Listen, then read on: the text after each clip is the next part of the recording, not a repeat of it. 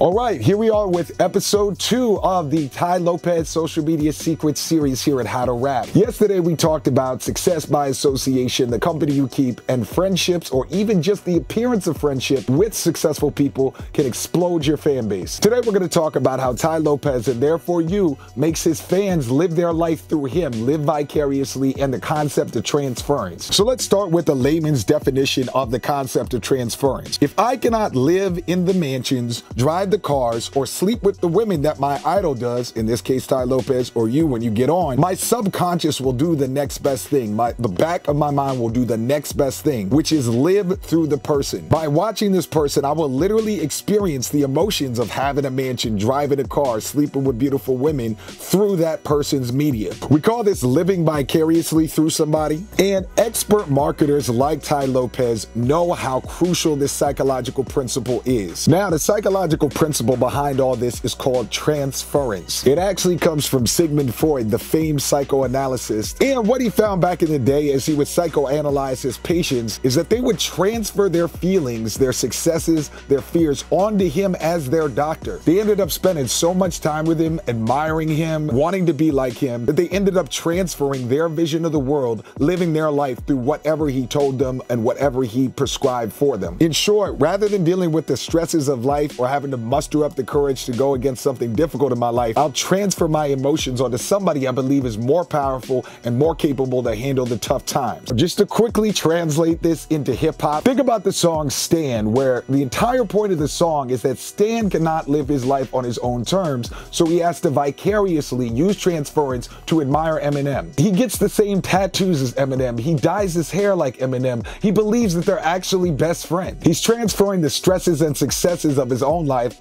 that rhyme, onto Eminem himself. Now, Ty Lopez, and any good marketer, knows the majority of people that watch him will not be able to live his life, so their consolation prize is living vicariously through him, becoming a spectator, and watching him drive the cars, sleep with the beautiful women, and live in the mansions. And from that, they start to believe in anything he says and will buy anything he sells. Now, you as an artist should be taking advantage of the psychological principle and using your promotion as a window into your life. Steal this idea. A very good place to start is shooting a lot of content in the city that you live in. Even if you don't think your city is the most popular place in the world, most of your fans will not have the opportunity to ever visit there. And if it's got a unique culture, or if you're a good representative of your hometown, your fans are going to be able to vicariously live through you, eat at the places that you eat in your vlogs, run the same streets and live the lifestyle that you describe in your music, and imagine themselves taking part in the culture that you describe through your social media content. This is another reason why storytelling raps are so powerful to people. 99.9% of people that listen to 50 Cent have never been shot 9 times and never will. 99.9% of people that listen to Jay-Z will never be a hustler on the streets of Marcy Projects in Brooklyn. 99% of Nas fans will never look through a project window. So their subconscious, the back of their mind, does the next best thing and lives through these artists, through the music and storytelling that they're presenting. So in addition to promoting the culture of your local city, the lifestyle that you're living, it's very good to add on more and more storytelling raps with the idea that it's going to help to bring your fans into the life that you're living and they want to live through you. One of my friends that does $10 million a year in revenue every year while doing vlogs all around the globe, you saw episode 1, that was a name drop plus success by association,